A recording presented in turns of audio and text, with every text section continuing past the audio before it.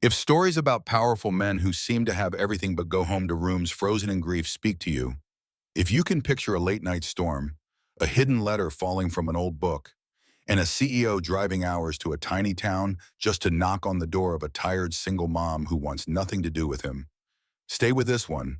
And if Miles, Elena, and little Maisie remind you that sometimes the people who save us never get the credit, and that love can grow again out of the deepest loss, please like this video and subscribe so you don't miss the next slow, healing story on this channel. The rain had followed him all the way from the city. Now it slid off the brim of his coat and dripped from his eyelashes as he stood on the porch of the small house at the edge of Brier Hill, fingers curled at his sides, heart beating too hard for a man who'd once negotiated billion-dollar contracts without blinking. The porch light threw a tired halo on peeling blue paint. A pair of tiny pink rain boots sat by the door, tipped on their sides, water pooling around them. Miles Brennan took a breath that tasted like wet earth and fear. He lifted his hand and knocked. For a moment, there was only the sound of rain on the roof. Then the deadbolt clicked. The door opened a crack. A little girl peered up at him from under the hood of a pink rain jacket, dark curls damp against her cheeks. A stuffed bunny clutched tight to her chest. Her eyes were wide, curious, unafraid. Behind her, in the dim yellow light of the hallway, a woman appeared. Blonde hair pulled back in a loose knot, grubs under an old sweatshirt, shadows under her eyes that no amount of sleep could fix. Elena Brooks, the woman whose name his late wife had written down like a last wish. They stood there, rain falling between them like a curtain. Miles swallowed. "I was wrong," he said softly, "about a lot of things. But not about this, not about you." Elena's fingers tightened on the doorknob. For a heartbeat, no one moved. Then she opened the door wider. "Come in," she said. The sound of the storm softened behind him as he stepped inside. It had taken him 5 years, one hidden letter, and a lifetime of running from his own heart to get here. 5 years earlier, the apartment had been a museum, not of art, of absence. The room at the end of the hall stayed closed most days. When Miles did open it, the air always felt a degree colder, like time itself had held its breath in the doorway. Tonight, the storm drew him there. Rain tapped an irregular rhythm on the floor-to-ceiling windows of his penthouse. The city lights smeared into streaks of color. The office tower with his name on it glowed in the distance, a monument to everything he'd built since he'd buried his wife. He stood with a glass of scotch in his hand and stared down the hallway. The door waited. Rachel's door. He hadn't planned to open it. He never did. But grief had its own gravity. Some nights, it pulled harder.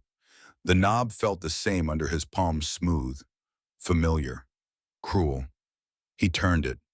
The room smelled faintly of dust and lavender. Her books still lined the shelves, their spines softened by years of turning. A cracked mug sat on the windowsill where she'd left it. A faded ring stained at the bottom. Nothing had changed, except him. Miles ran his fingers along the spines in a gesture that was half caress, half apology. Rachel had loved stories where broken people found their way back to themselves. "Fiction keeps us honest," she used to say. "It reminds us we're not done yet." His hand stopped on a paperback she'd read twice in her last weeks. The Paper Garden. He pulled it out, meaning only to hold something that had been hers. When he opened it, a folded piece of paper slipped from between the pages and fell to the carpet. He stared at it.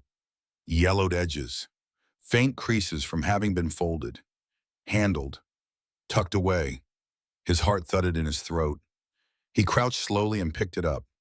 The handwriting on the outside was small and slanted, the loops on the E's slightly too large. Rachel's. For a moment, he couldn't open it. Then he did. "If you find this, it means I didn't get the chance to tell you, and I'm sorry for that. There was a woman, her name is Elena Brooks. She saved me, though no one knows. I never got to thank her. I hope she is still kind, still standing tall somewhere in this world. Please find her, if only to tell her she mattered. His hands shook. He sank into the armchair by the window, the one she used to curl up in with a blanket and tea, and stared at the ink until the words blurred. Elena Brooks. In all the months of chemo and hospital rooms and bad coffee, Rachel had never mentioned that name. She'd talked about nurses in general, about the night shift, about that young woman who hums off key, but never like this. Saved me. A storm rolled across the glass, lightning carving a jagged line across the sky. Miles folded the letter, placed it carefully back inside the paper garden, then held the book against his chest like it might stop him from falling apart.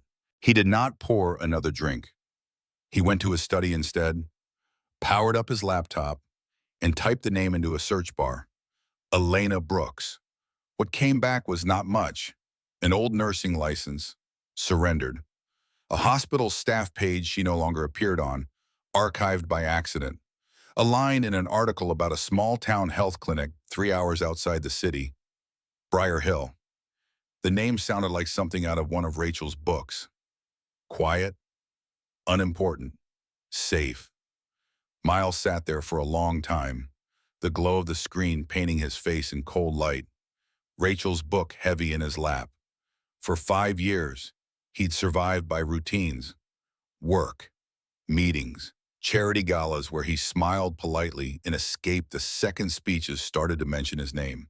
He had never gone looking for anything he didn't control. Now his late wife was asking him, from a page yellowed by time, to find a woman he'd never met. He picked up his phone, turned it over in his hand, then set it down. Tomorrow, he whispered into the empty apartment. I'll go tomorrow, not to chase ghosts, to keep a promise. Sunday. Brier Hill smelled like rain and old wood. The road into town wound between fields left wild at the edges, grass whispering in the breeze. Houses leaned into one another as if they'd weathered too many winters together to stand apart now. It was a place people lived, not a place anyone tried to conquer. The address he'd written from the hospital's old records led him to a white house with faded blue shutters and a crooked mailbox. Brooks, painted in chipped gold. Underneath, in careful pink letters, a child had added Maisie. The sight hit him harder than it should have. He stood on the gravel path for a second, rain cooling on his face. Rachel's book tucked under his arm, the stolen quiet of this town pressing around him. Then he knocked. The woman who opened the door was younger than he'd expected.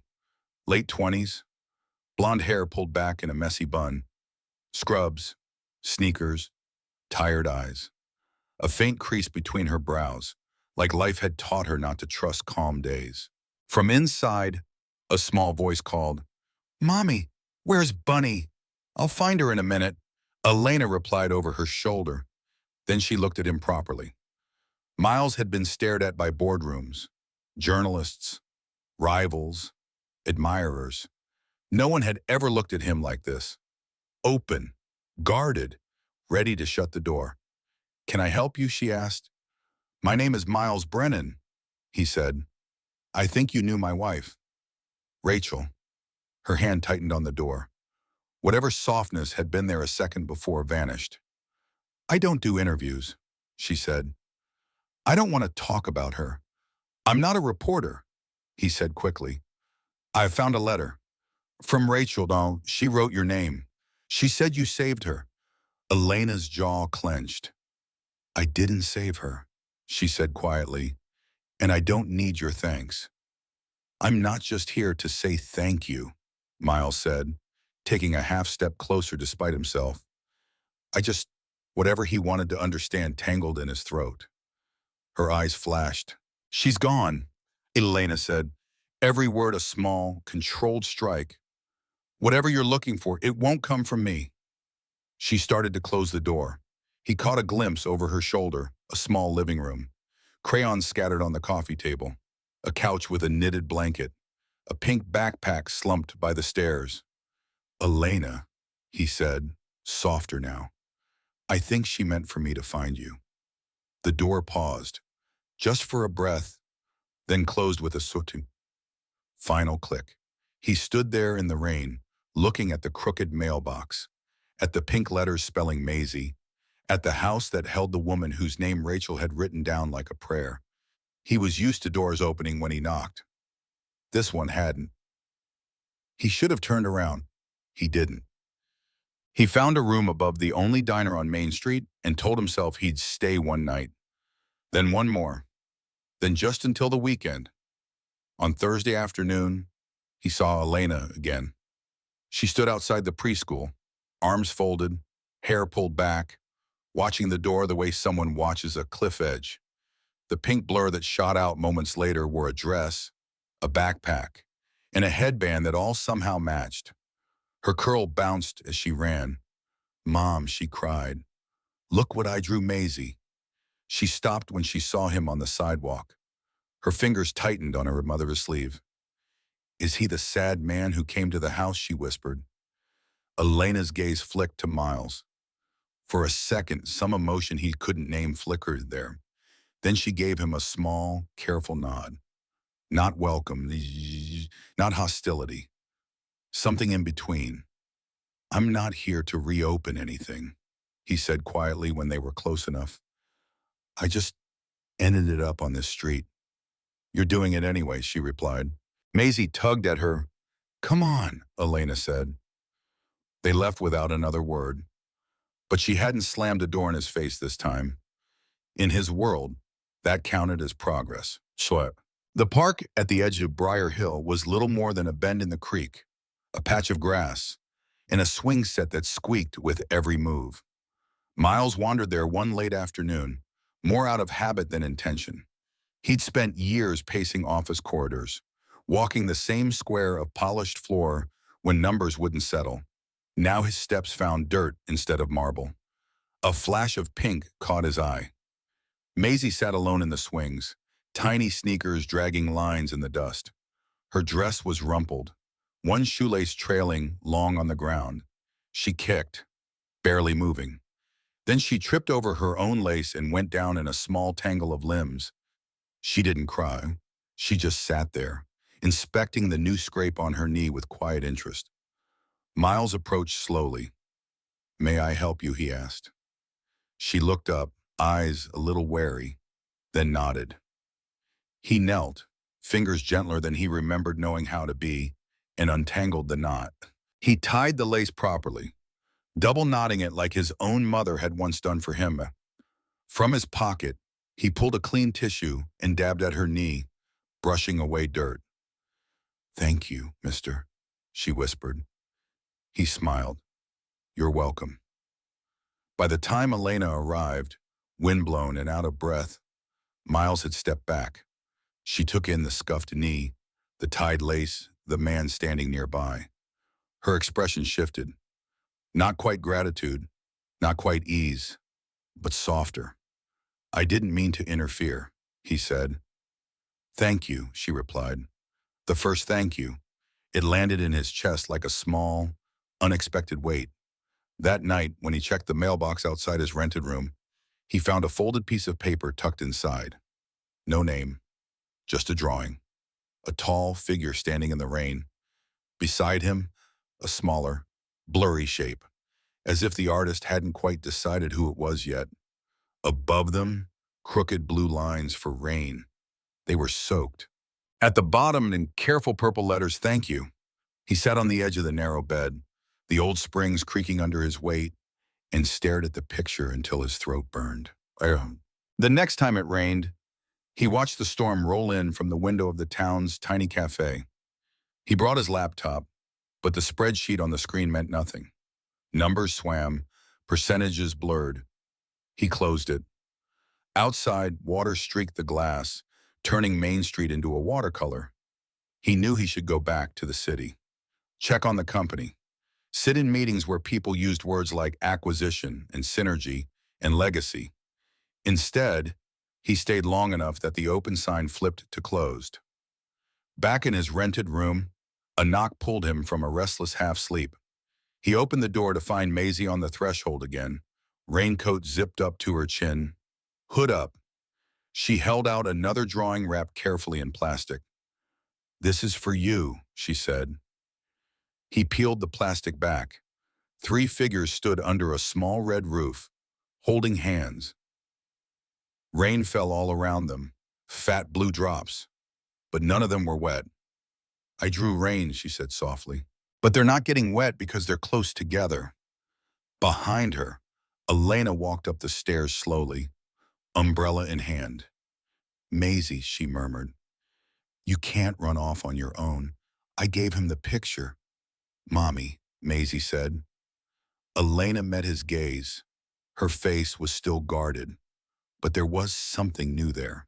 Something that looked a little like hope and a lot like fear. The storm that finally cracked her open came a week later. It hit Brier Hill hard. Rain slammed against rooftops. Wind bent the trees. Thunder rolled off the hills like distant artillery. By morning, the world looked like it had been wrung out. Miles walked past Elena's house just as the sky was clearing. He saw the ladder first, propped against the roof, wobbling in the breeze. On the porch, Elena stood with her arms wrapped around herself, staring up at a steady drip from the edge of the shingles. Her jaw was set. Her eyes were tired. He knew that look. He'd seen it in mirrors. 10 minutes later, he returned with his sleeves rolled up and an old toolbox he'd borrowed from the diner's owner. She opened the door before he could knock. "I didn't ask for help," she said. "You have a leak," he replied. "I know how to use a hammer." "So do I," he said. "And I bounce better if I fall." She hesitated, then stepped aside. "Maisie's at a friend's," she said, as if she needed him to know. He nodded. For the next hour, he worked on the roof pulling up loose shingles, checking for soft wood, patching what he could. Inside, Elena moved bowls and towels, catching drips that made it through anyway. By the time he came back down, his shirt was plastered to his back and his hands were streaked with dirt and tar. She handed him a glass of water in the kitchen. "There's a towel in the hall closet," she said. "First door on the left." He walked down the narrow hallway, opened a door. The wrong one. It was a small room, not a bedroom, not quite an office, boxes stacked against one wall, a folding chair, a lamp with a crooked shade. On the desk sat a worn notebook, medical log book. The cover was creased, the edges soft. A pen lay across it. He should have turned away. He didn't. The pages were filled with tight handwriting, dates, names, vital signs. One line, halfway down, caught his eye. He didn't want to see it. He saw it anyway. Rachel Brennan, room 217, emergency response. Vital signs declining. Respiratory failure. No attending physician on site. Treatment initiated by E. Brooks. His fingers tightened on the back of the chair. "Don't read that." Her voice cut through the air like a scalpel. He turned. Elena stood in the doorway, arms wrapped around herself, eyes bright and sharp. I was just looking for the closet," he said. "I know what you were doing," she said. "And I know what you are thinking. I just want the truth," he said quietly. She stepped into the room. The floor creaked under her weight. "I broke protocol," she said. "That's the truth. Your wife started seizing 30 minutes after surgery. Her numbers crashed. The doctor had left for a meeting. No one wanted to act without orders." She swallowed. "I acted," she said. "I used medication meant for another case. I started CPAP. I shocked her heart. I did everything I'd been trained to do and everything I'd been told not to do without permission." Her voice shook now, but she kept going. 20 minutes later, she opened her eyes. Elena whispered, "Just for a little while. Long enough to hold my hand. Long enough to ask if you were there." Miles stared at her. "She was awake," he breathed. She smiled. Elena said, "She said your name. I think she knew. I think she was ready. But she was peaceful." That's what I remember. Silence settled between them. "We filed the report," Elena went on. The hospital didn't like the words unauthorized and medication diversion. I lost my job, my license, my career. They called me reckless, dangerous. She laughed once, a sound with no humor in it. I didn't care, she said. I would do it again. I just wish, I just wish it had been enough to keep her longer. The notebook blurred in his vision. He brushed his thumb over the date at the top of the page. You gave her back to me, he said. Even if it was just for a moment? I gave you 20 minutes, she said, eyes suddenly blazing. 20 minutes you didn't know you had, because you weren't there. The words hit like a slap. He flinched. She went pale. I'm sorry, she whispered. That wasn't fair. No, he said hoarsely. It was. He stepped closer. You should never have been punished for that, he said. You should have been honored. I don't want pity, she snapped. This isn't pity, he replied. It's gratitude. Her shoulders shook. For a heartbeat, she held herself together by sheer stubbornness. Then something gave. Tears slid down her cheeks, silent and shocking, like she'd forgotten how to cry, and her body was relearning on the spot. They weren't noisy. They were worse. He wanted to reach out. He didn't know if he had the right. Then his hand found her shoulder, light as a question. She didn't pull away. She just stood there, eyes closed, the space between them full of everything they'd known and everything they'd never known. Emma. They sat at the kitchen table afterward, two chipped mugs of tea cooling between them. Outside, the rain had faded into birdsong and far-off car tires on wet pavement. I was 24, Elena said, staring at her hands. Fresh out of nursing school. I thought I knew what the rules were for. I thought if you followed them, people lived. Miles stayed quiet. I met him there, she went on. A resident. Older. Confident. He made me feel seen. When I found out I was pregnant, I thought he'd stay, that he'd be proud. Her mouth twisted. He transferred hospitals within a week, she said. New city, new life, no forwarding address. She shrugged, but her fingers tightened around the mug. My parents had both died the year before, she said. I had no savings, no job after Rachel's case, no one to call, but I had Maisie. She said her daughter's name like a lifeline. I took whatever work I could find, she said. Clinic hours, paperwork, odd jobs. This town doesn't have much, but it has a way of not letting you drown. Miles exhaled slowly.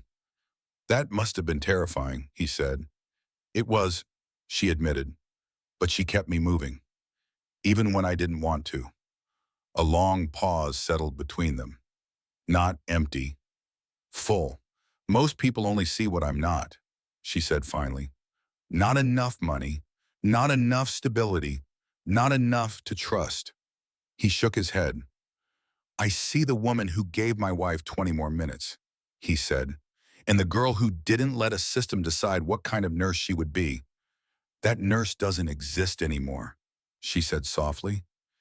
He looked at her, maybe not in the way she did then. He said, but I know this much, I'd trust you with anyone I love. Her throat worked. She looked away. I'm going to be late for my shift at the clinic, she said quietly.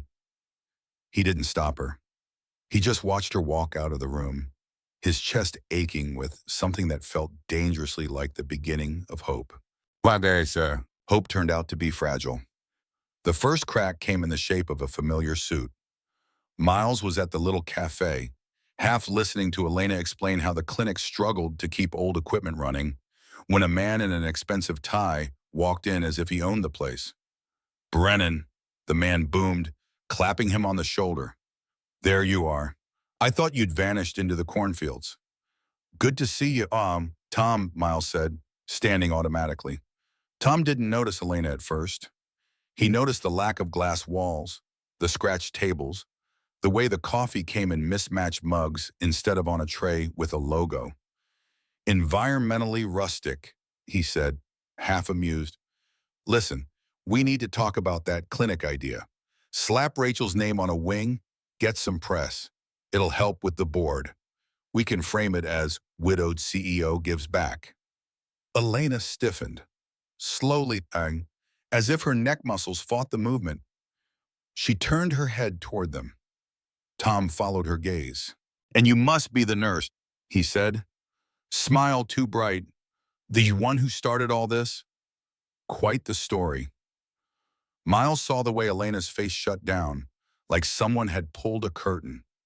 Tom, he said sharply, now is not, but the damage was done.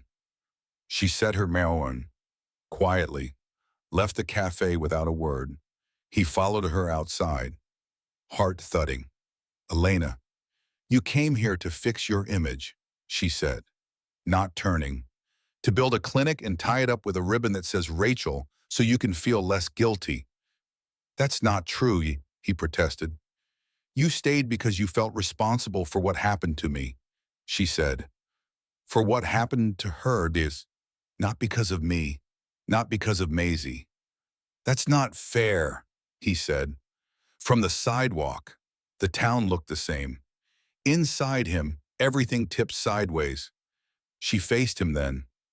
Her eyes were bright and hard. You came to ease your conscience, she said. And when this is done, when the clinic opens and the cameras stop coming, you'll go back to your glass tower, back to your real life.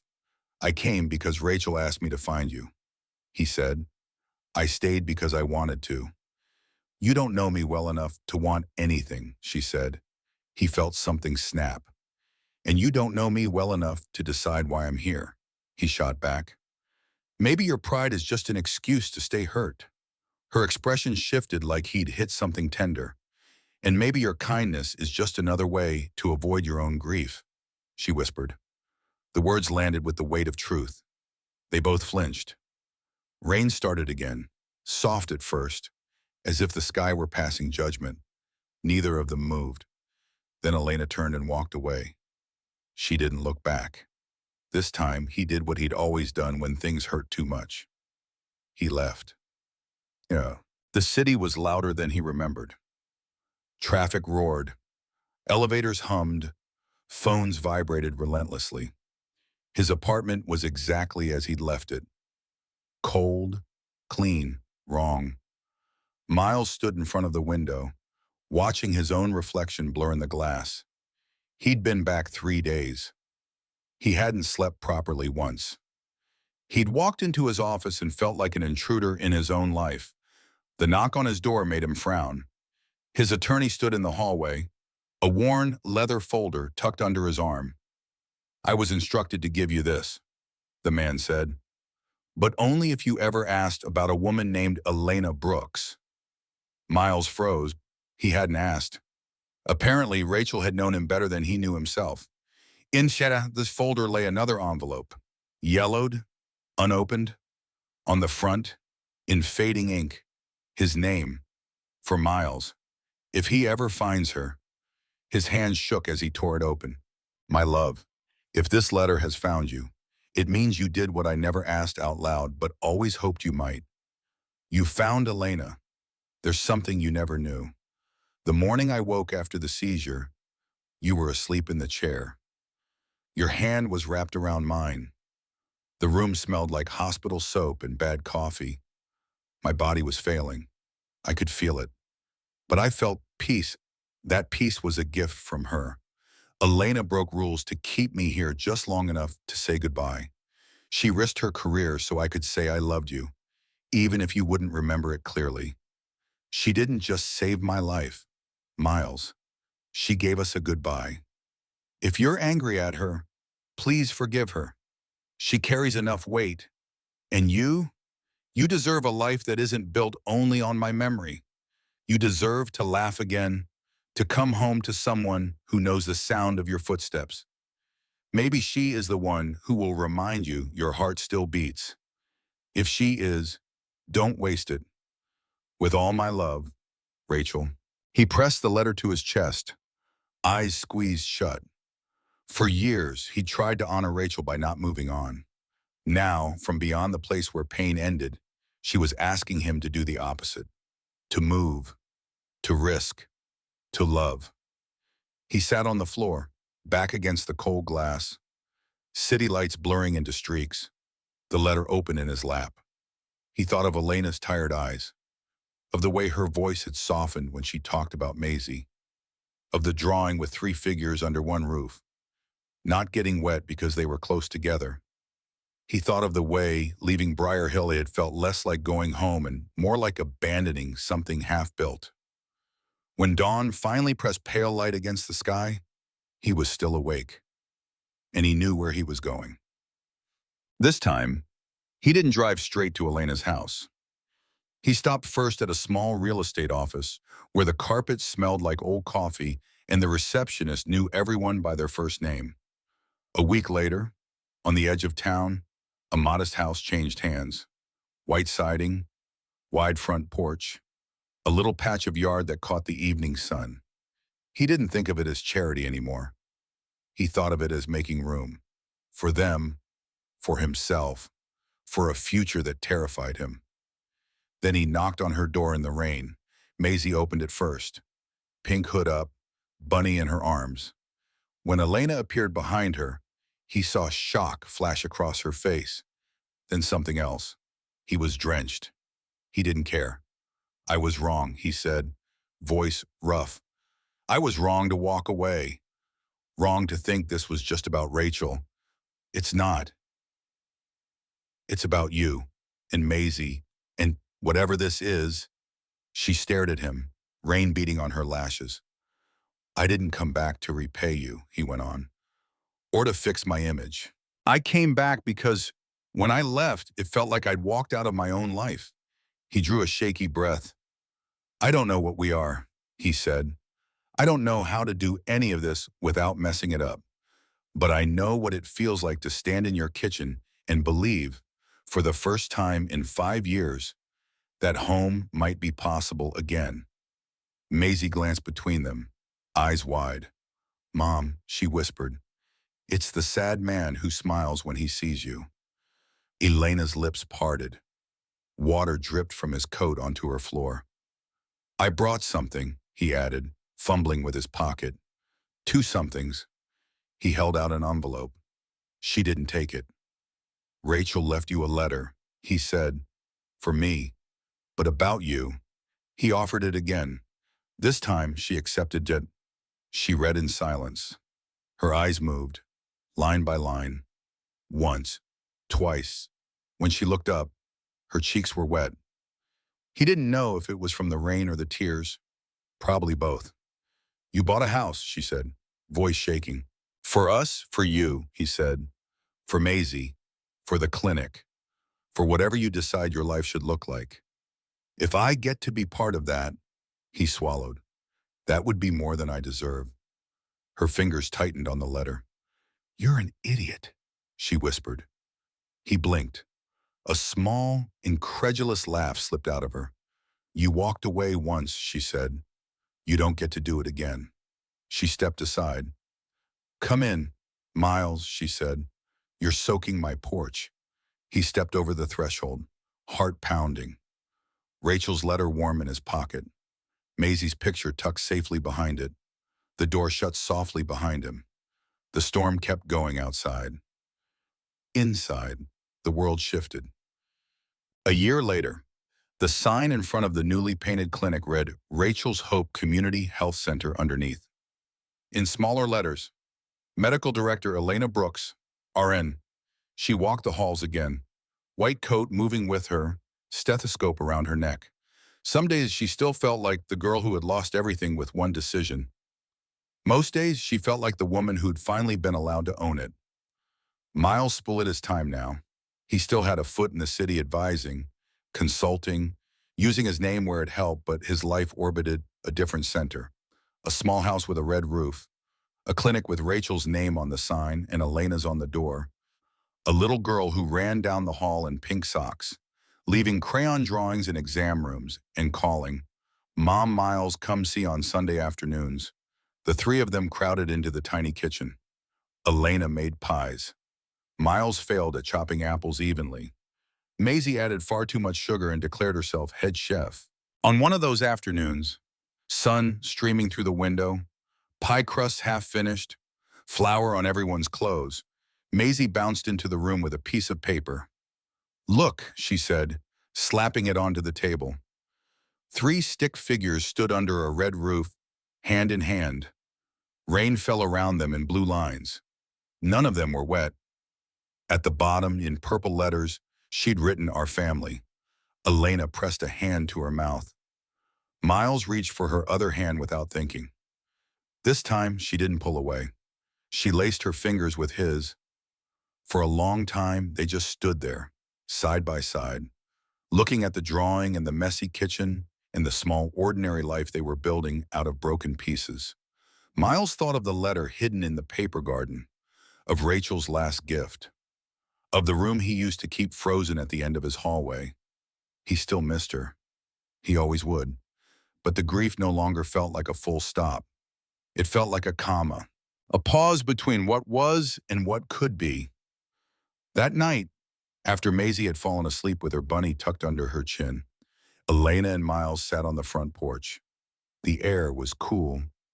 The sky was clear. No rain. He watched her in the soft light, hair shorter now, eyes less guarded, shoulders not quite so tense. "Do you ever think about that night?" he asked quietly.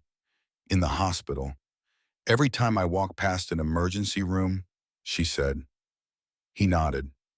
"I think about the 20 minutes you gave us," he said. "About all the years I tried to honor her by not living. She'd be furious with me for that." Elena smiled faintly. "She'd be proud of you now," she said. He looked at her. "At us," he corrected. She leaned her head on his shoulder. He let out a breath he hadn't realized he'd been holding. "For what it's worth," he murmured, "you saved more than her that night." "I didn't," she said. "I just stayed when it was easier not to." He turned his head and kissed her hair. "That's what saving looks like," he said. Crickets sang in the grass. Down the hall, a child sighed in her sleep. On the table inside, under a magnet shaped like a bunny, Maisie's drawing fluttered when the evening breeze slipped through the cracked window. Three figures under one roof. Rain falling all around. Not getting wet, because they were close together. For the first time in a very long time. Miles Brennan didn't feel like a man standing at the edge of a life he didn't know how to enter. He felt like he was finally home. If this story stayed with you even just a little and made you believe that love can grow again, even in the cracks of old grief, please take a second to like this video so more people can find it. And if you want more slow, cinematic, heart-healing stories about second chances, found families, and the quiet courage it takes to stay, don't forget to subscribe. Thank you for listening, and until next time, be gentle with the people who look like they have it all together. They might be one hidden letter away from starting fear.